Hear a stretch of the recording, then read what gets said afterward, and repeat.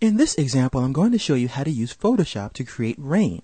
So we're going to create a PNG file that we can use to overlay on top of this scene. And it's quite simple, actually. Let's go to Photoshop, and what I'm going to do is create a document. It doesn't really matter the size of the document because I'm going to stretch it for the rain effect. But I'm going to increase the width and the height of it anyway. I want the width to be 800 pixels and the height to be about 900 pixels. So we actually have it long enough so it can stream down and rain. I'm going to make sure the background contents are transparent, and I'm going to click OK. With this document, what I'm going to do is I'm going to grab my brush tool, and I'm going to make sure that the brush is relatively small, and I'm going to double click on the swatch here to create a light blue color. Since this is a kind of a cartoony scene, the rain doesn't have to look necessarily realistic. And then with the brush, I'm going to just go ahead and draw out a couple of strokes like so. And I'm only going to do a few because I'm going to copy this with the selection tool. And hopefully you can see this rain. It's kind of light. And I'm going to grab my lasso tool, and I'm simply going to draw a selection around the rain. And with it selected, I'm going to hold down on the keyboard either the Alt or the Option key, and then I'm going to move my mouse.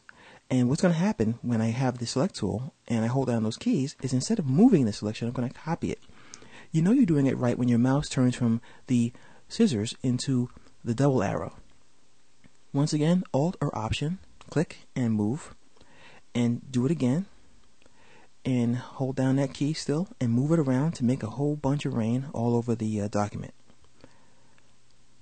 And the reason we're using PNG is so that the background remains transparent, and all we get to see are the blue pixels, which will be our rain. So I'm going to keep going and really make this cover a wide range of this document. And now the whole document is pretty much full. I'm going to deselect this. I'm going to go to the select menu, and I'm going to choose deselect. And now we have our rain ready to go. So let's go to the file menu and choose save. I'm going to choose save as in this case. And on my desktop, I'm going to create a new folder, and I'll call it rain. I'm also going to name this document rain. And I'm going to change the format to the PNG format. And now I'm going to click save. Now let's go to Toom Studio. I'll wait for this to save. I'm going to hide Photoshop. And in Toom Studio, I'm going to create a new image element. And I'm going to right click, and I'm going to import that rain that we created. So on my desktop, I have the rain folder, and I'm going to bring this in. And there it is. We have our rain. So I'm going to zoom out now with the magnifying glass tool. I'm going to zoom out just so I can see the length of this file here. I'm going to stretch it out even further. And what we could do is we could extend the duration of this image to the end of the animation. So I'm going to go all the way to the end, and I'm going to right click, and I'm going to add to the exposure by extending the exposure for the whole document.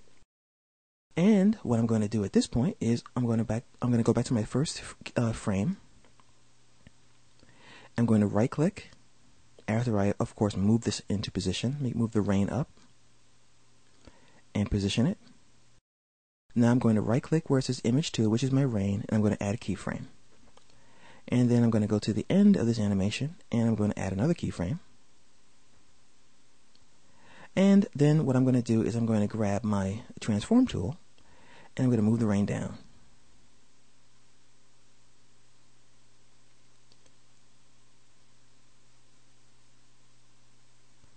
And I'm going to scrub the timeline just to make sure it's animated, and it is. And now what I'm going to do is I'm going to zoom in, or rather I'll just go to the view menu and choose reset view, and I'm going to hit the return key to get a preview of the rain effect.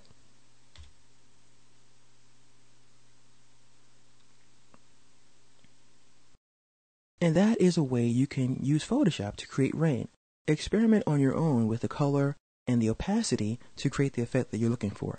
You can also use this for wind and for snow or for leaves or anything you need to have blowing in your Toom Studio scene.